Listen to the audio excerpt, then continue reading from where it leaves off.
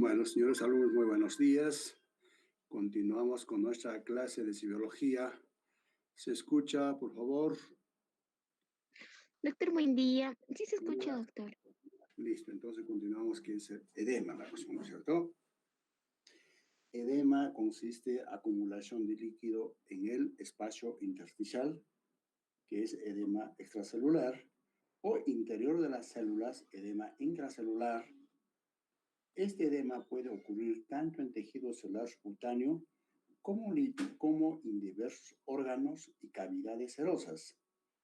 Así tenemos edema pulmonar, edema cerebral, edema de la mucosa intestinal. Claro, ya no observamos esto, ¿no? De la misma manera encontramos ascites, derrame pleural, derrame pericárdico.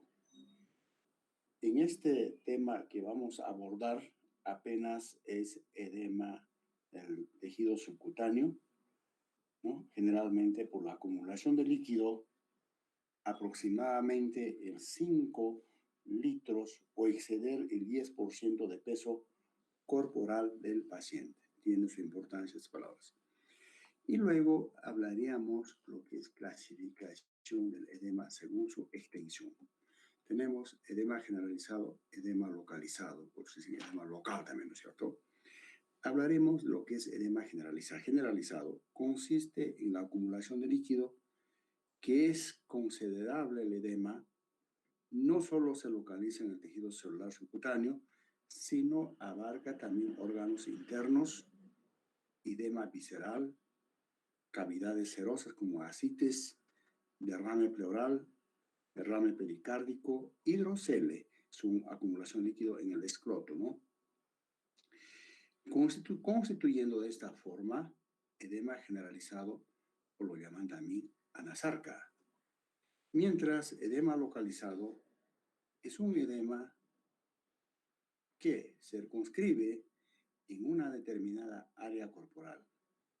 Este edema está relacionado con la patología obstructiva venosa, como decir trombosis venosa profunda, linfoedema, también obstrucción de los linfáticos, procesos inflamatorios locales, puede ser una celulitis, ya sea en la pierna, en el muslo o brazo, antebrazo, y reacciones alérgicas como angioedema, o sea, edema en el labio, o sea, angioedema.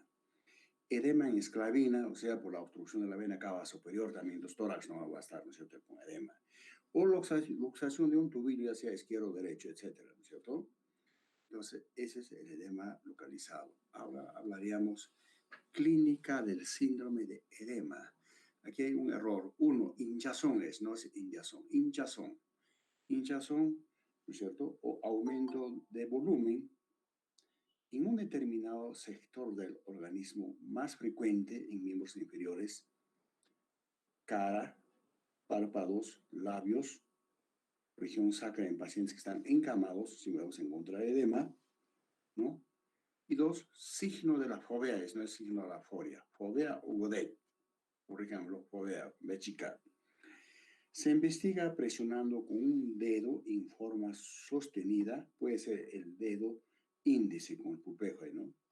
Entonces, presionando con el dedo en forma sostenida contra el plano óseo, o sea, la cara anterior de la tibia, malleolo o región sacra.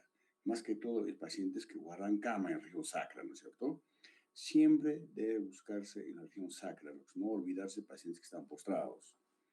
Luego hablaríamos de los trastornos vasculares.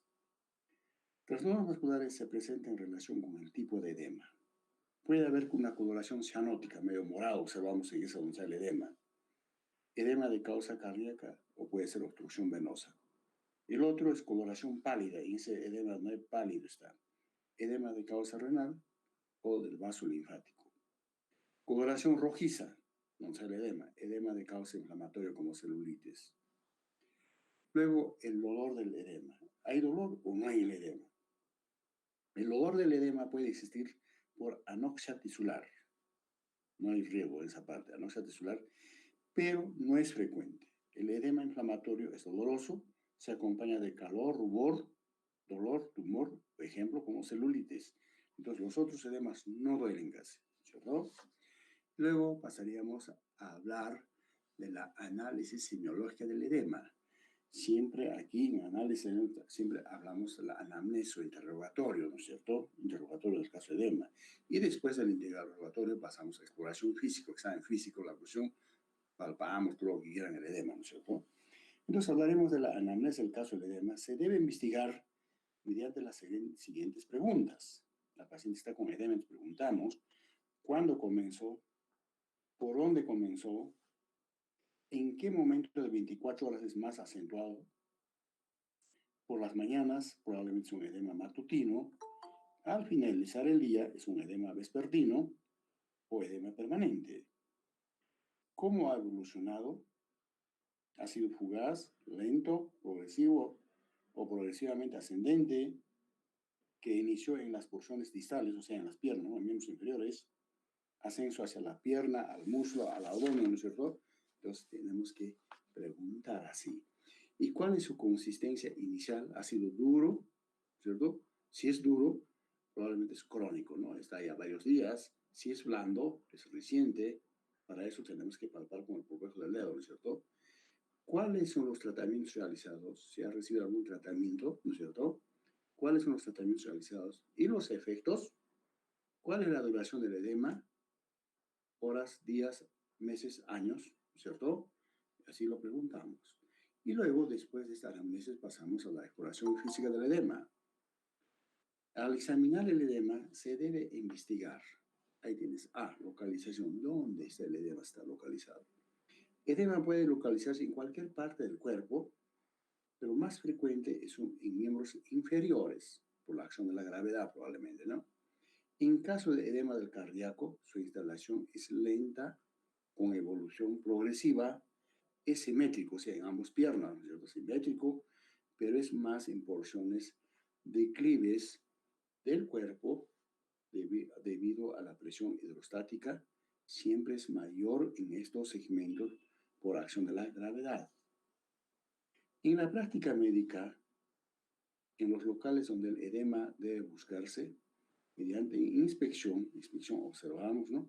Y luego palpamos, ¿cierto? Inspección hacemos en la región palpebral, no podemos ahí pues palpar o presionar, ¿cierto? Pero en los miembros inferiores, en la región sacra, sí, realizamos palpación, dígito, presión, ya sea con el dedo índice o algunos también lo hacen con el dedo pulgar, pero más práctico es con el dedo índice. Buscamos el signo de la Fovea, ¿no es cierto? B, intensidad. El grado de filtración en la práctica es informando por intermedio de cruces. No, si es leve, pues podrán ser una cruz, pues si es ya anasarca, probablemente 4 cruces, ¿no es cierto?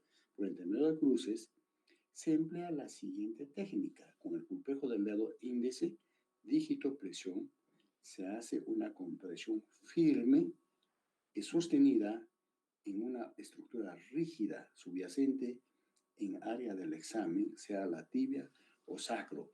No me hagan en las pantorrillas, ya sabes, algunos están palpando, no. Tiene que ser en la cara anterior de la tibia, donde es una rígida, ¿no es cierto?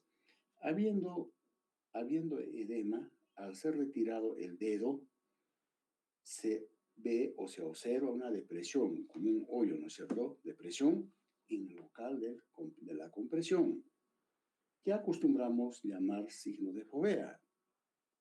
Se establece la intensidad del edema referido, profundidad de la fovea. O sea, si es una profundidad superficial, será pues una cruz. Ya más o menos un poco más, será 2 cruces. Ya una profundidad un poco más, estos 3 cruces. Hay una profundidad más, 4 cruces, ¿cierto? Esto se realiza entonces graduando con las cruces. Con la experiencia va siendo adquirida la capacidad de establecer el grado de edema, ¿no es cierto? También debemos realizar, bueno, eso lo hacemos la cuestión palpándolo, buscando el signo Fovea. También en los hospitales lo que se hace es lo siguiente, pesando al paciente diariamente una vez al día, en la mañana, antes del desayuno, con la misma ropa, con la misma pijama si quieren, ¿no? Lo pesan. Porque el paciente está con edema del cardíaco, edema síndrome nefrótico, entonces está tomando diuréticos, todo. Entonces, ¿cuánto ha bajado de hoy día para el otro día la cuestión, ¿cierto? O midiendo el perímetro de la región edematizada, ya sea miembro inferior o abdomen en casos de ascitis, ¿ya? Ahora C, hablaríamos de lo que es la consistencia. Esto depende de la resistencia que ofrece a la presión.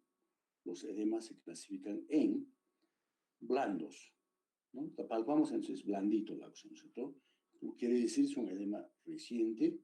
También pueden ser lisos o brillantes. Y el intermedio, bueno, después hablamos, duros, ¿ya? Es un edema duro, son crónicos, duro como cáscara de naranja. Entonces es un edema antiguo la opción, ¿no es cierto? Intermedio puede ser entre blando y duros, ¿no es cierto? Y luego hablaríamos de la temperatura. Se presenta como en caso de proceso inflamatorio, el edema es caliente. ¿En qué casos? Celulitis. Otros edemas son fríos. La técnica consiste en determinar con el dorso de la mano, los dedos ponemos, ¿no? Para ver la temperatura, es caliente o frío la acción, ¿no es cierto? Luego, sensibilidad, está relacionado con el dolor, ¿no es cierto? Sensibilidad, el edema generalmente es doloroso en casos de proceso inflamatorio, como en caso de celulitis. Pero otros, sí, en otros edemas es indoloro, no hay dolor. La maniobra se realiza con dígito presión, o sea, con el dedo, ¿no? Al área que está siendo investigada, comprimo, entonces hay dolor, me dirá, el paciente grita que por el dolor, ¿no es cierto? Y luego la letra F, otras características de la piel circunscrita. La primera a ser investigada consiste en el cambio de la coloración. Podemos notar en esa zona palidez, cianosis, o sea, azulado, o enrojecimiento. En edema con síntomas y signos, mira, en edemas con síntomas y signos asociados generalmente con posibilidad de cuadrar el síndrome edematoso, o sea, paciente que viene con edema, ¿no es cierto? Síndrome edematoso, en un síndrome mayor que sea responsable por el edema. Ejemplo, si tu paciente está en presencia de diarrea, significa enteropatía perdedora de las proteínas. Si hay una diarrea crónica, digamos, puede ser por giardiasis, giardia lamblia, ¿no? Entonces, el paciente ha perdido aquí las proteínas, o sea, hay hipoaluminemia, hay disminución de la presión coloidosmótica, entonces aparece el edema, ¿no es cierto? O otro ejemplo, paciente está con disnea ortogonal semisentado, disnea paroxística nocturna también tiene, sugiere síndrome de insuficiencia cardíaca. Y su fisiopatología está, ¿no es cierto?, aumento de presión capilar pulmonar, ¿no es cierto? Y también otro ejemplo, bueno, paciente al observar está con ascites, edema, pero hay telangiectasias en el abdomen, hay eritema palmar, hay ginecomastia, sugiere una insuficiencia hepática, una cirrosis hepática, entonces la causa, ¿no es cierto? O también otro ejemplo, tu paciente está o te dice la cuestión, bueno, o te dice que la orina es espumosa la cuestión. Puede representar un síndrome nefrótico la cuestión. Entonces, por orina espumoso, está perdiendo sus proteínas por ahí. Y luego hablaríamos aquí tipos de edema. En estos tipos de edema, hablaremos edema localizado, más abajo está edema generalizado, ¿no?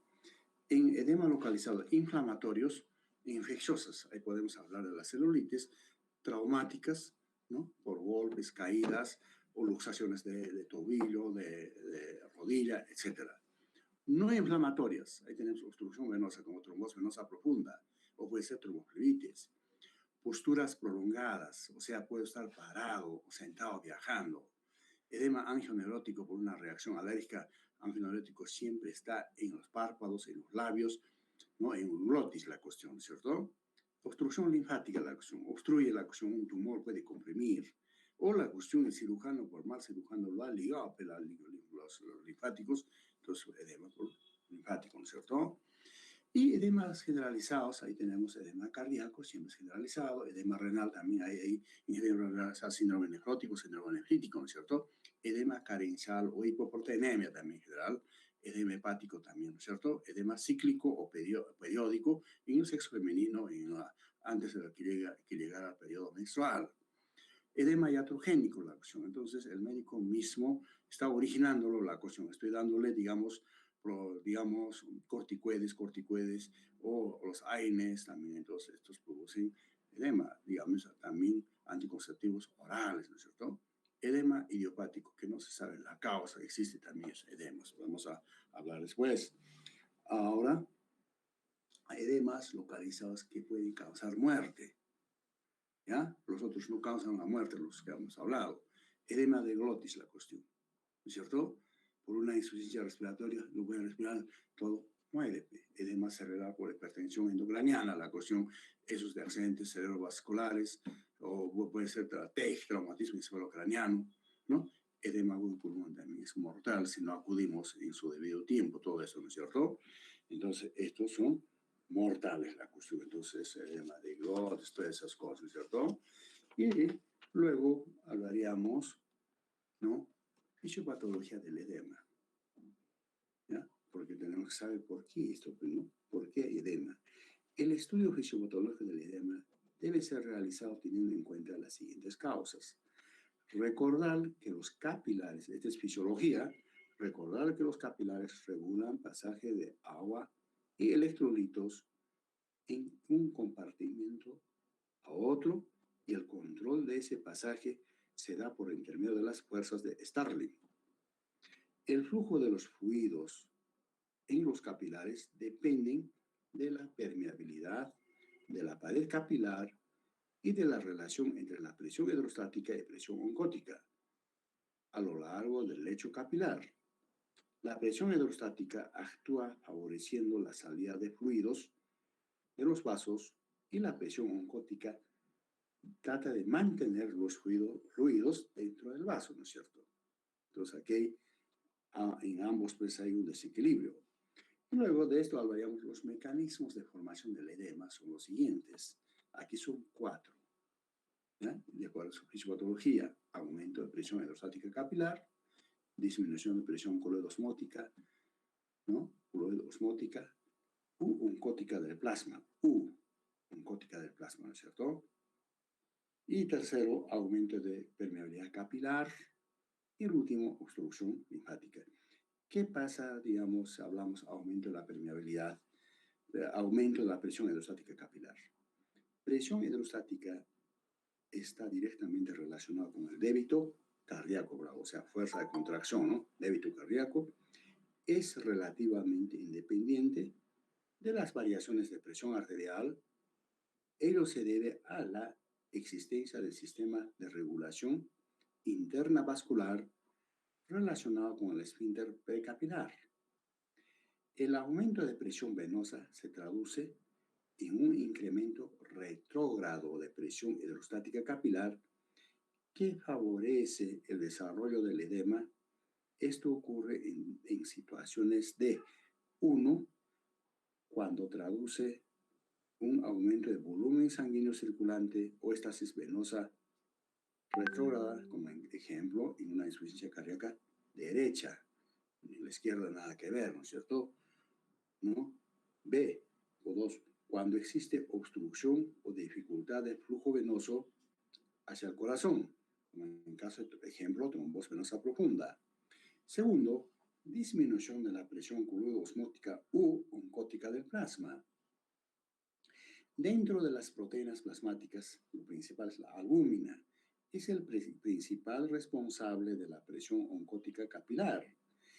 La disminución de esta albúmina plasmática menor de 2.5 gramos por ciento, lo normal, ¿no es cierto? Es hasta 4, llega hasta 5, ¿no es cierto? Entonces, si es menor de 2.5 gramos por ciento, va a generar disminución de presión oncótica endocapilar. En consecuencia, existe pasaje de líquido del plasma al espacio intersticial, ¿no? Albúmina puede estar disminuido por varias causas, ya sea nutricional, ya sea cirrosis hepática, o está perdiendo también, ¿no es cierto?, por síndrome necrótico, etcétera, etcétera. 3, aumento de permeabilidad capilar. En condiciones normales, los capilares dejan pasar libremente agua y sales a través de las fenestraciones de su endotelio. Sin embargo, son impermeables al peso de proteínas plasmáticas como a la albúmina debido a su alto peso molecular. En caso de lesión capilar, ojo, lesión capilar, hay aumento de permeabilidad capilar. Permite el paso del líquido hacia el intersticio para que se forme el edema. Por último, obstrucción linfática. La obstrucción linfática es una causa poco frecuente del edema que se denomina linfoedema. En la mayoría de los casos de procesos tumorales con diseminación de las células neoplásicas a los ganglios linfáticos, adenopatías, lo que dificulta el flujo linfático normal, o sea, obstruye la oclusión, ¿no es cierto? Linfoedema puede observarse en algunas infecciones parasitarias, la filariasis, esta filariasis aquí en nuestro medio no tenemos, de zonas tropicales, ¿no es cierto? Estos obstruyen la oclusión filariasis, los vasos linfáticos, o algunas veces hemos dicho por ligadura de las intervenciones quirúrgicas, la cuestión esa iatrogena lo eleva pues el cirujano. Y luego, en resumen de esta fisiopatología, podemos decir, primeramente, ¿no es cierto? Si queremos hablar, hablaríamos de hipertensión venosa general o sistémica en una insuficiencia cardíaca, ¿no es cierto? Si hay falla de bomba, no manda sangre hacia adelante, entonces hacia atrás se congestiona, ¿no es cierto? Si hay congestión, hay hipertensión venosa general. Con la local tendríamos que hablar en varices.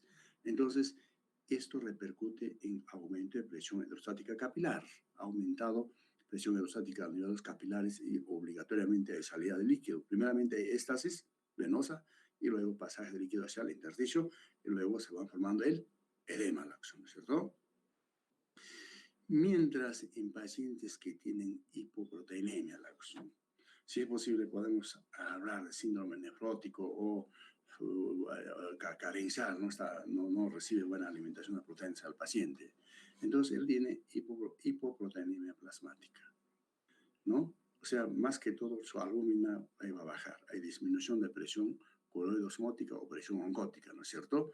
De esa manera, hay pasaje de líquido hacia los espacios intersticiales, también se formó el edema. Ahora el otro, hipersensibilidad de los capilares, paredes capilares, hay lesión en los capilares, o procesos inflamatorios, o reacciones alérgicas, ¿no es cierto? Entonces hay facilidad del pasaje del líquido para el intersticio, otro edema, ¿cierto? Ahora, listo, hasta ahí, ¿no es cierto? Ahora pues hay disminución flujo renal, entonces éstasis renal, activación del sistema renina-angiotensina aldosterona, ¿no es cierto? Entonces hay retención de agua y sodio, entonces ahí por el problema, otra posibilidad más, otro edema y la acción, ¿no es cierto? Entonces aquí este ejemplo lo hemos hecho con algunos la cuestión, pero para todos se puede hacer también, ¿ya? Entonces, ese es en cuanto a su resumen de la fisiopatología del edema. Ahora hablaríamos desde el punto de vista clínico. Tenemos los siguientes edemas, ¿no? Este edema de la insuficiencia cardíaca, la acción. En consecuencia de la falla cardíaca, es decir, claudicación del corazón como bomba, por disminución del débito cardíaco, no hay fuerza para la bomba, ¿no es cierto?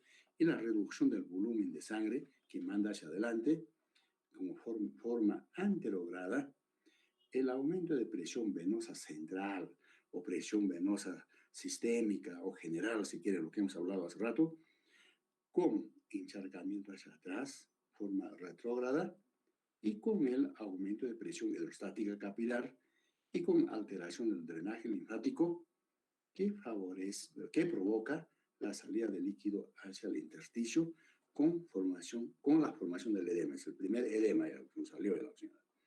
Pero como el primer edema ya se ha formado, de esta manera existe disminución de volumen efectivo intravascular y la disminución del flujo renal. Entonces, poco líquido va al riñón. Entonces, lo que va a estimular es liberación de renina del aparato yuctaglomerular. La renina se transforma en angiotensinógeno, luego en angiotensina 1. Esta angiotensina 1, gracias a la acción de la enzima conversora, ¿no? Se transforma en angiotensina 2. Angiotensina 2 es un potente vasoconstrictor. Facilita la liberación de aldosterona de la glándula suprarrenal.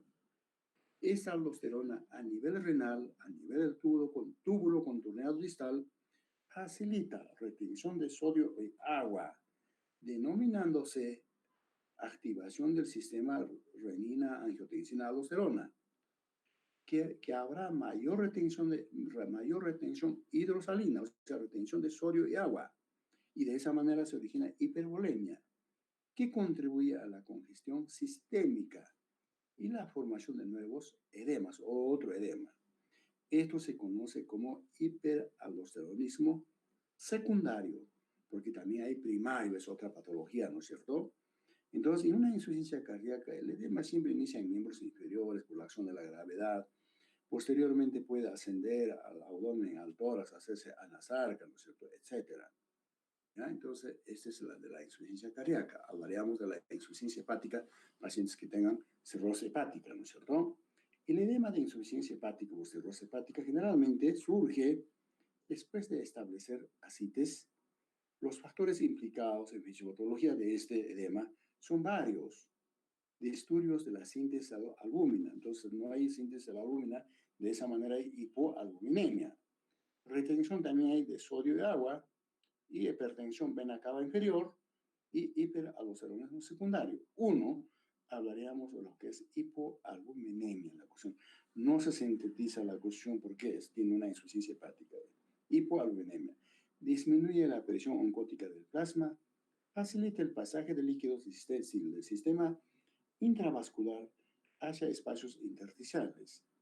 Este factor es básico del origen del edema de la insuficiencia hepática.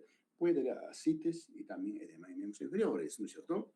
Segundo, retención de sodio. No tiene una explicación definida. Parece ser debido a la hiperaldosteronismo secundario principalmente. Tres, hipertensión vena cava inferior. Repercute en aumento de presión capilar venosa, luego trasudación y la formación de edema, o sea, ascites y edema. Cuarto, hiperaldosteronismo secundario.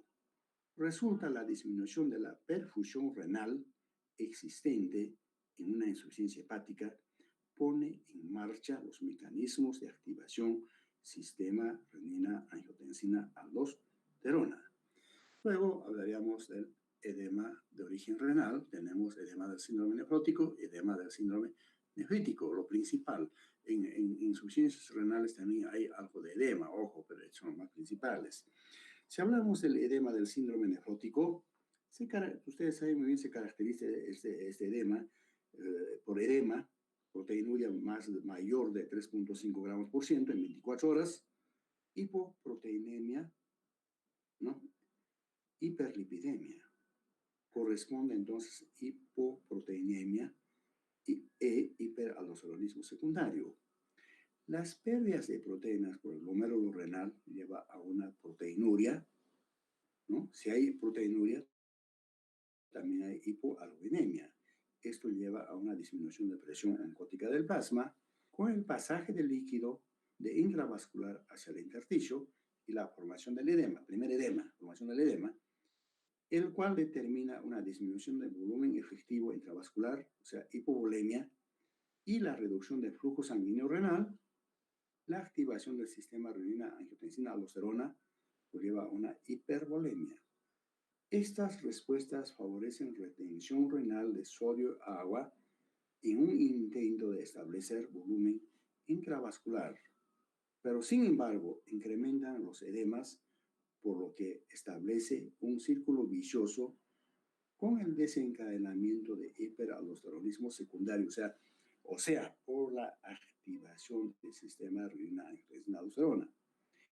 El edema del síndrome nefrótico es un edema generalizado, con predominio facial, inicia la cuestión en los párpados, ¿no es cierto? Se torna más evidente en periodo matutino, por las mañanas. Luego, posteriormente, se extiende a todo el cuerpo. Además, es un edema muy acentuado. En estos edemas siempre vamos a encontrar 3 hasta 4 cruces porque compromete las cavidades cavitarias, ya sea se acompaña con derrame pleural, ascites, derrame pericárdico, hidrocele, todo la acción. Mientras el edema del síndrome nefrítico se caracteriza por hematuria, está orinando sangre, hay edema, hay hipertensión arterial, es la triada que es más frecuente, pero pudiendo ocurrir también disminución de la tasa de filtración glomerular. Hay disminución de la tasa de filtración glomerular. Hay azotemia y hay elevación de urea, hasta creatinina, y retención de sodio y agua. Habiendo reducción de la tasa de filtración glomerular, puede ocurrir también oligoanuria. Está orinando poco, 400 ml hasta 100, ¿no es cierto? ¿Ya? Está orinando poco. Como consecuencia, la retención de sodio agua evidenciándose la congestión circulatoria, hipertensión y edema. Entonces, aquí hay alza, si hay hipervolemia, hay alza de presión arterial, aumento, ¿no es cierto? Muy severa, puede llevar encefalopatía hipertensiva, hipertensiones más graves, ¿no es cierto? Y otras veces puede claudicar o llevar a una insuficiencia ventricular izquierda con aparición de edema del pulmón. O sea, por la hipervolemia repercute al corazón, pese a que este corazón estaba sano.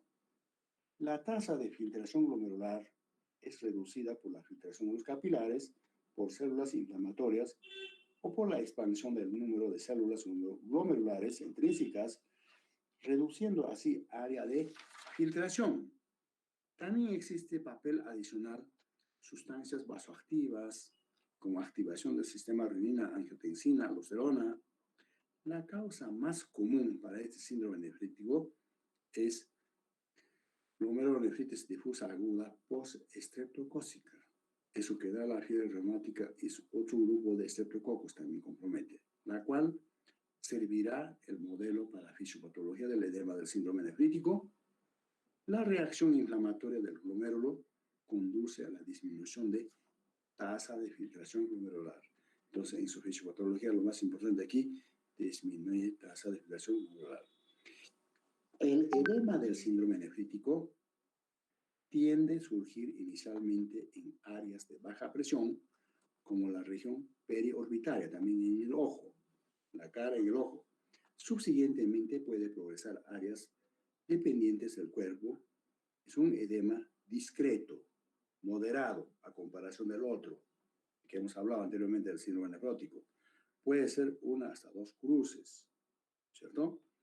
Luego daríamos edema carencial o nutricional. Este edema tiene un factor básico de la fisiopatología del edema carencial, es la hipoproteinemia. El edema aparece cuando la tasa de albúmina sanguínea está por debajo siempre de 2.5 gramos por ciento. Este edema es explicado por la gran disminución de la presión oncótica del plasma. Las causas son ingestión deficiente de proteínas, pérdida excesiva por riñón, como en caso de síndrome nefrótico, y también por el tubo digestivo, la pérdida, no sé, por las diarreas, por enteropatías perdedoras de proteínas, diarreas crónicas. Síntesis inadecuada de la albúmina, como en cirrosis hepática, la cuestión está, el riñón está, el hígado está, no está sintetizando. Y el catabolismo exagerado, ya sea por neoplasias, hipertiroidismo. Este edema predomina también en miembros inferiores, ¿ya?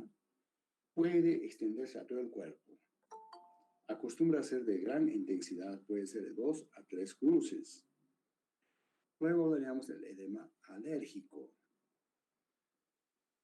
El edema alérgico también es conocido como edema de Quinque, edema angioneurótico. Ojo, ocurre bruscamente después de la ingestión de alergenos, tales como medicamentos. Puedo tener alergia, ya sea a las penicilinas, aspirinas o a los alimentos.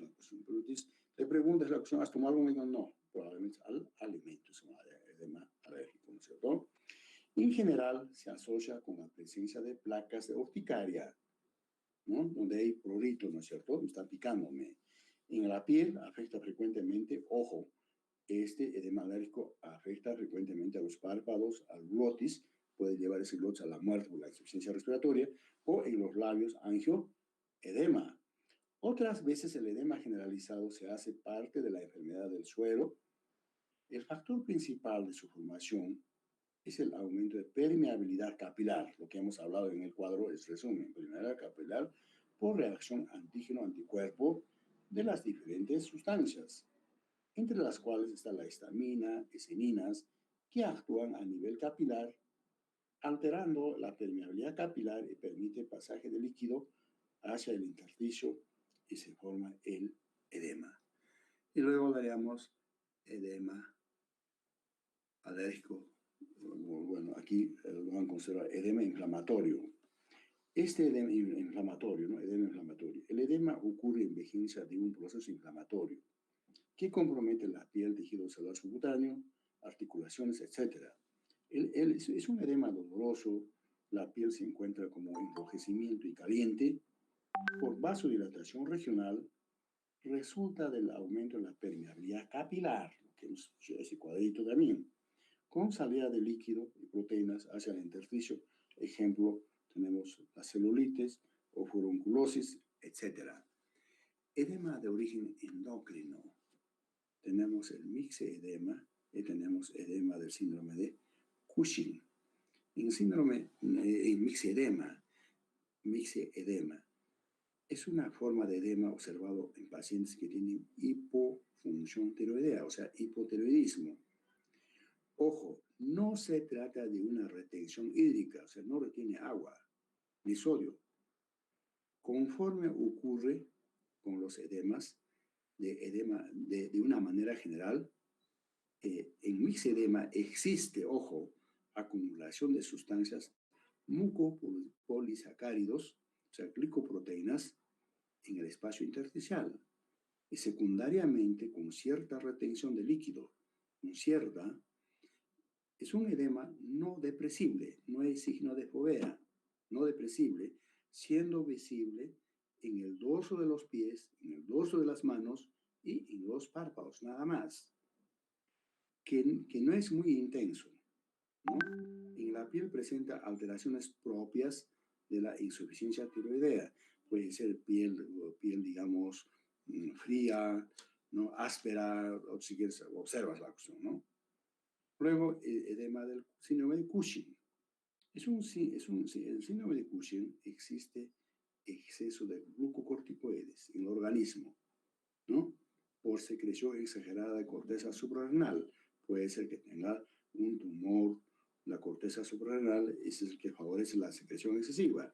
O puede ser tipo iatrogénico. Iatrogénico lo produce el médico o el farmacéutico por vender sus corticoides, ¿no?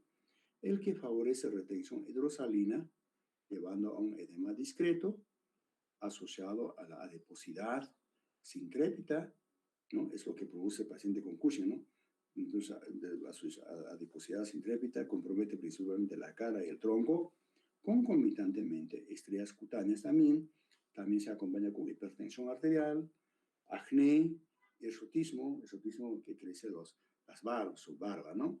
Que son elementos de orden clínica o que nos orienta el diagnóstico, la opción del síndrome de Cushing. Luego podemos hablar, aquí tenemos edema del embarazo. También es casi, se observa esto, no será en todas las mujeres que están embarazadas, pero sí hay la cuestión, ¿no es cierto?, edema del embarazo. En el embarazo normal puede presentar edemas por trastornos hormonales, maternos y placentarias, ¿no?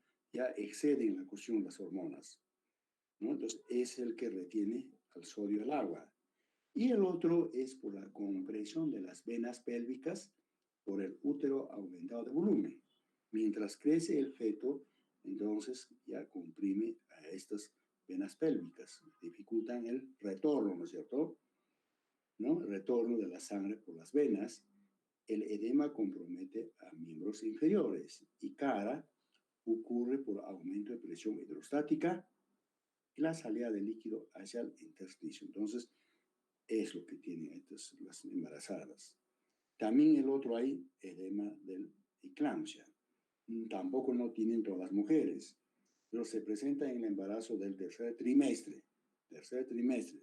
Se acompaña de hipertensión arterial, edema, proteinuria y convulsiones, la cuestión muy similar al epiléptico, ¿no es cierto?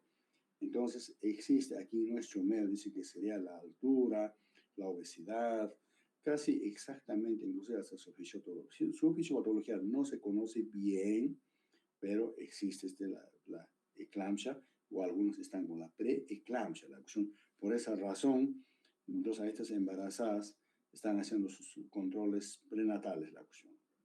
Y el otro es edema cíclico, ¿no? Cíclico quiere decir premenstrual. Tampoco esto no lo hacen todas las mujeres, pero sí mayoría. Se presenta en mujeres en forma cíclica o periódica cada mes. Otros autores dicen 6 o 7 días antes, dicen. Otros dicen 2 o 3, 4 días antes, dicen. Pero para mí parece que es 3 o 4 días realmente, ¿no? Días antes del periodo menstrual. Se quejan mucho de la inflamación probable por exceso de los estrógenos.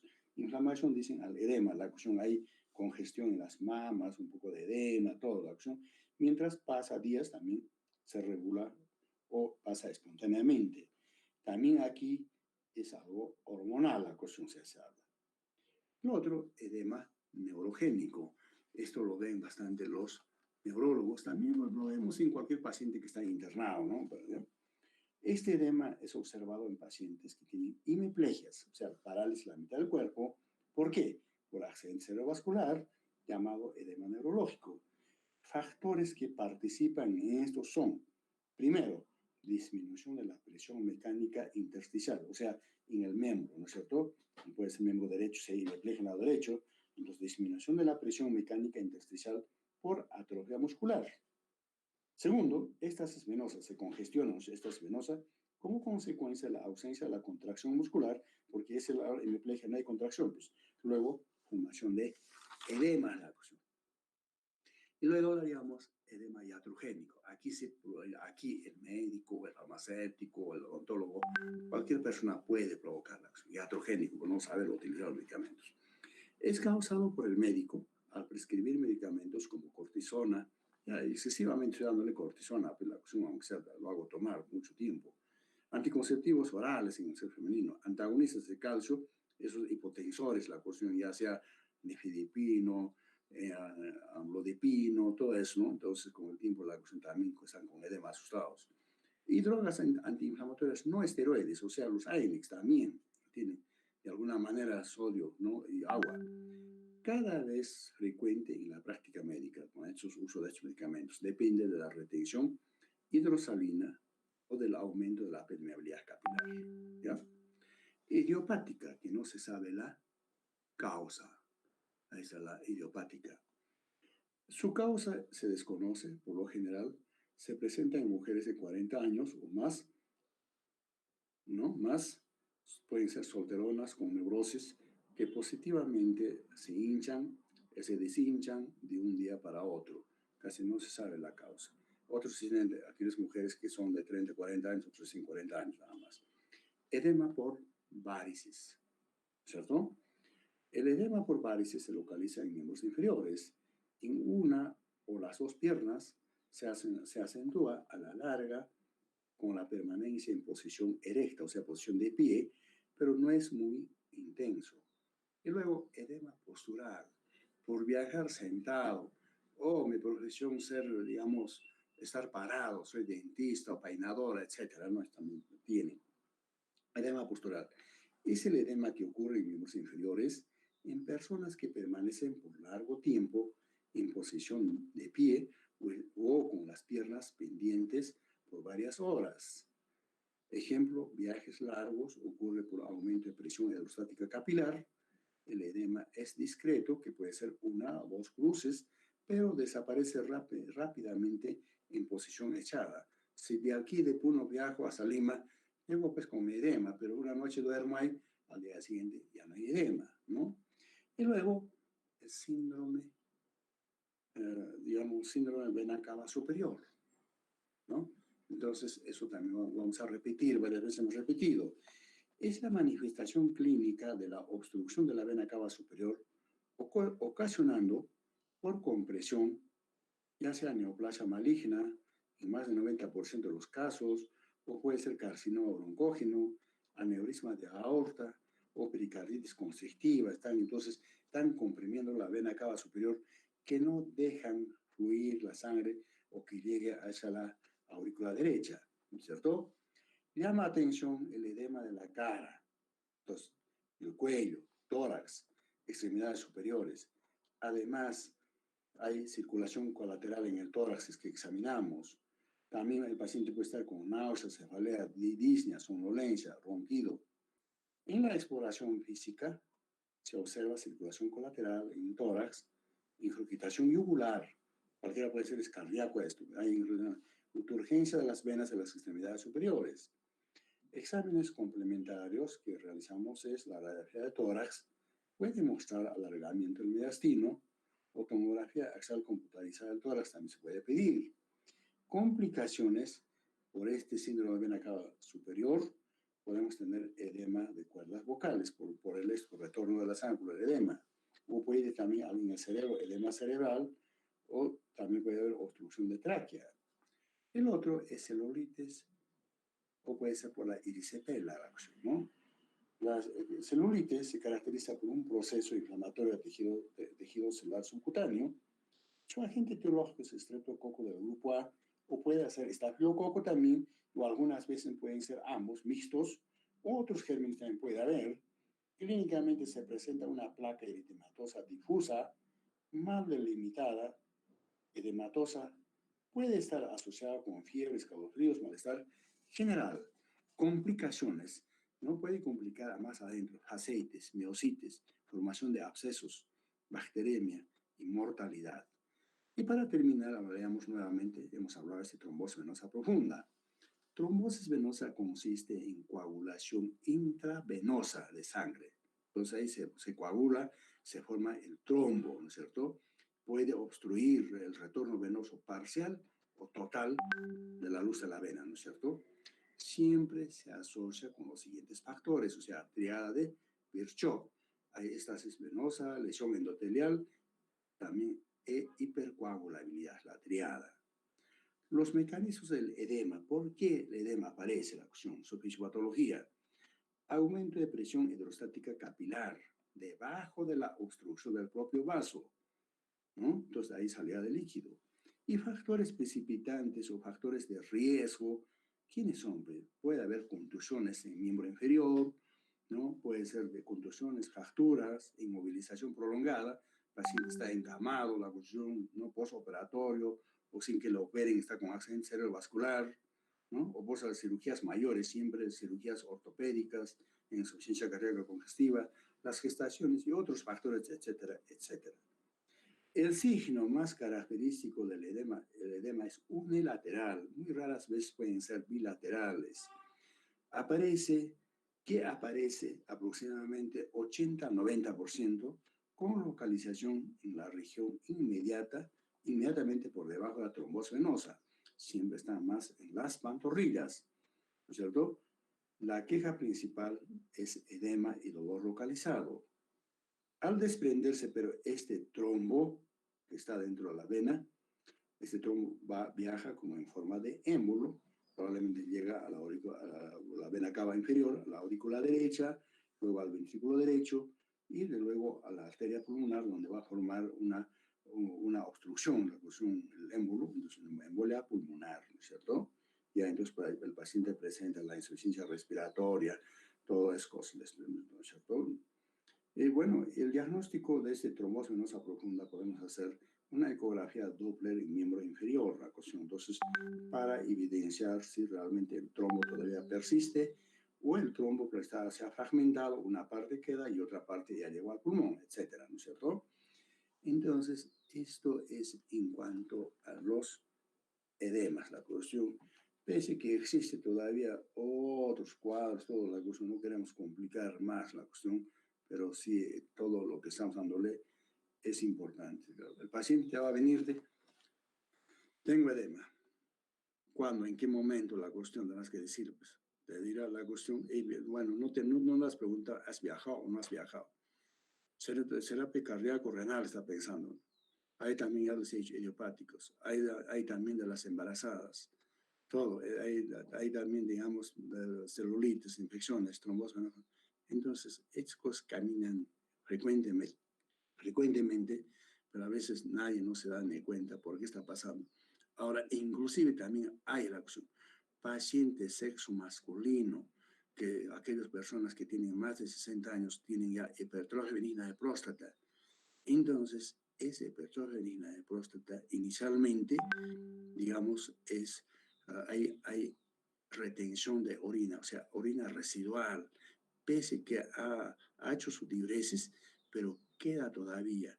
Con el tiempo, más crece la próstata, ya dificulta la cuestión, la salida de la orina hacia el exterior, ¿no es cierto? Entonces, el paciente prostático hace su diuresis ahorita poquito, de aquí de media hora o 20 minutos, otra vez en ese plan, pero a la larga llega, digamos, ya a obstruir parcialmente, pero sigue la cuestión, la vejiga, de la vejiga, digamos, lleno de orina, todo, también entonces dificulta el retorno venoso, igual que la embarazada, entonces dificulta, hay edema en miembros inferiores. A veces muchos la cuestión, no se dan cuenta la cuestión, ¿no? Entonces no se dan cuenta por qué está con edema, pues será cardíaco la cuestión. Primeramente, esos prostáticos, claro, nos buscan la cuestión. Y la gente misma la conoce, está hinchando y dice, anda el cardiólogo, estás mal de corazón, pues la cuestión.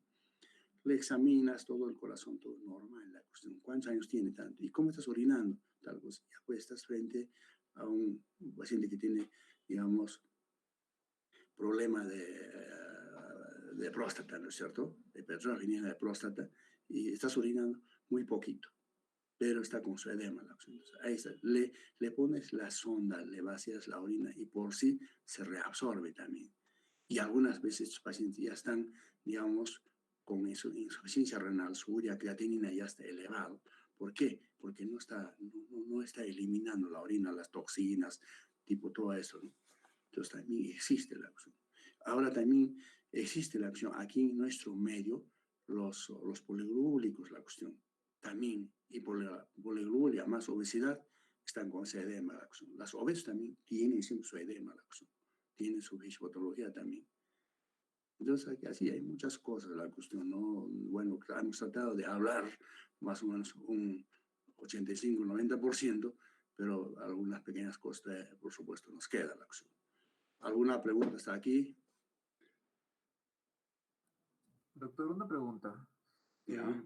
En un paciente, por ejemplo, que es de la altura y baja al llano y se edematiza como es normal, inmediatamente así edematizado tanto en los miembros inferiores como en los pies y en los brazos, todo, hace, por ejemplo, una maratón, ¿se puede lesionar los pies? Así los pies edematizados que están. No, pero ahora de ese edema tendríamos que hablar, ¿ve? ¿Qué tal es cardíaco la cuestión? No podemos someter al maratón, ¿ve? Quizás pueda ser, digamos, un síndrome nefrótico o puede ser, digamos, un edema carencial. Entonces, esos normalmente van a estar trabajando, pueden correr, agarrar para la epícola, cuestión, trabaja nuestra gente, ¿no? Entonces, creo que, no sé, con ustedes, creo que he hecho incluso esa práctica, había un síndrome nefrótico que nunca no ha tenido su disnea, pero estaba edematizado, llegó a hospitalizarse, complicó con su tromboembolia pulmonar, todo eso, depende de la acción. Pero entonces, digamos, si es cardíaco, no vamos a poder someterlo al examen físico, nada. Claro, si es síndrome nefrótico o si es un edema carencial, probablemente tiene su edema, pero normal puede estar haciendo sus actividades físicas. O no sé, me dejo entender, o no sé, tu pregunta era de otra manera. No, me refería a que, por ejemplo, el edema se daba porque había bajado de la altura a la costa, por ejemplo, a Lima, Ah, algo no, así. no, no, no, esas cosas no hay. Quizás algo de alguna manera, quizás, bueno, eso no está dentro de estos, no vas a encontrar, pero probablemente, digamos, si yo de aquí me voy, digamos, a la costa donde hay calor, entonces por la vasodilatación hay, ¿no es cierto? Porque por la calor hay vasodilatación y por esa vasodilatación también mis capilares van a dilatarse. De alguna manera sí se puede la cuestión, viéndolo así por lógica la cuestión, pero no vas a encontrar nada en ningún texto, nada, pero por lógica sí.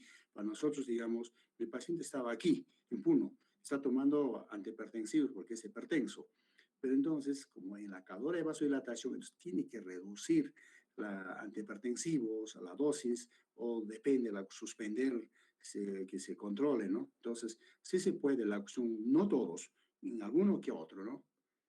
En alguno que otra persona, no todos. Pero entonces hay vasodilatación y también los capilares serían, digamos, comprometidos por la vasodilatación. Puede algo, ¿ya? Gracias, doctor. Muy bien.